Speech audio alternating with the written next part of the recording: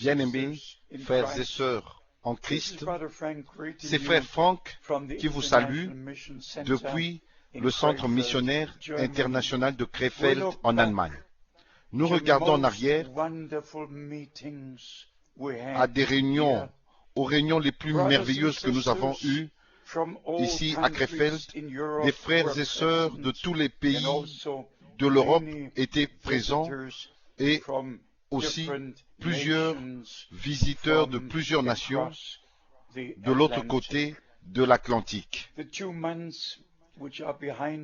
Les 2 mois qui sont derrière nous, le mois de juillet et d'août, furent absolument superbes, eu égard à l'expansion et le contact avec plusieurs croyants dans 8 pays d'Afrique. 4 pays j'ai visités en juillet en Afrique de l'Est et il y a eu 4 en août en Afrique de l'Ouest. C'est vraiment impressionnant et je suis très reconnaissant au Dieu Tout-Puissant de voir des milliers se rassembler et dans une réunion, on a eu plus de 10 000 personnes et puis 4 000 personnes, 2 000 personnes et aussi quelques centaines de personnes. C'était merveilleux de voir des âmes bénies qui entrent dans le royaume de Dieu et aussi qui reçoivent la révélation directe du plan de Dieu, la révélation de Jésus-Christ et aussi ceux qui ont accepté le ministère de Frère Branham comme le prophète promis. Et mes chers amis, parce que nous avons une responsabilité directe en ce qui concerne le message de l'heure par une commission divine, nous devons prendre ce ministère vraiment d'une manière très sérieuse. Je crois que c'est le dernier message avant le retour de Christ. Je crois que Frère Branham, ce qui a été dit à Frère Branham le 11 juin 1933, comme Jean-Baptiste fut envoyé pour préparer la première venue de Christ, tu es envoyé avec un message qui préparera la seconde venue de Christ. Dieu a repris son serviteur le 24 décembre 1965, mais le message qui lui avait été donné par une commission divine atteint maintenant les extrémités de la terre, sans aucune interprétation, mais c'est seulement la parole originale de Dieu qui demeure éternellement. Comme vous le savez, j'ai connu le Seigneur avant que je rencontre Frère Branham. Et il y en a aussi plusieurs qui disent et qui rendent témoignage de ce que Frère Branham leur a dit, mais ils ne peuvent pas rendre témoignage de ce que le Seigneur leur a dit de faire.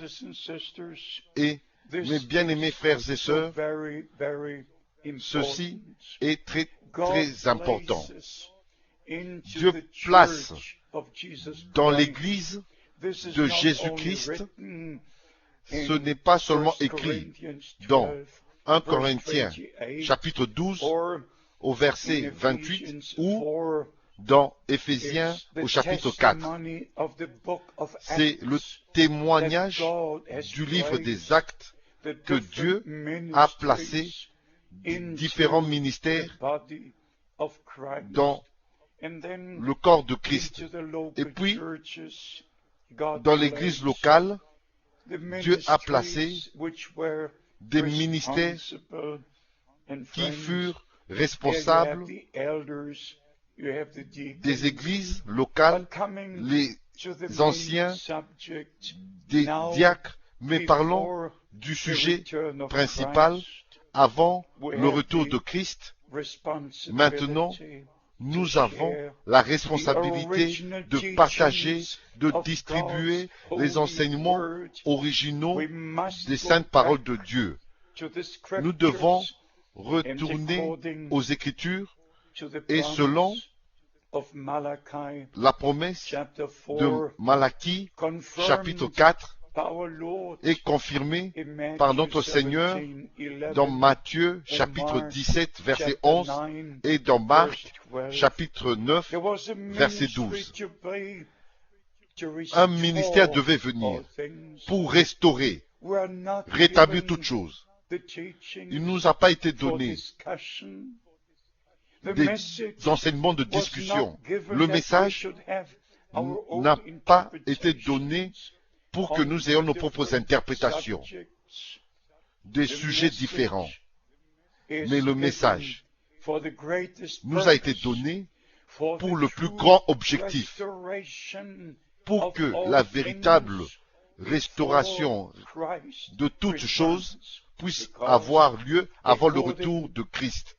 Parce que, selon Actes au chapitre 3, au verset 17 jusqu'au verset 21, notre Seigneur reste au ciel jusqu'au temps du rétablissement de toutes choses. Et c'est ainsi que, à la dernière période du temps de la grâce, avant que le soleil se tourne en ténèbres, se change en ténèbres, et que la lune se change en sang, le Seigneur Dieu a envoyé un serviteur, un prophète, avec un message de restauration. Mais la restauration est l'œuvre de Dieu dans ceux qui ont cru le message, qui croient le message de l'œuvre. Mes bien-aimés frères et sœurs, nous faisons face à une tragédie dans le message. Il y a tellement d'interprétations, tellement de directions, et chacun se réfère à Frère Branham et à ce qu'il a dit, et continue à marcher dans des directions différentes. Mais bien aimés, le temps est arrivé de présenter le message comme étant la parole de Dieu et la parole de Dieu comme étant le message de l'heure.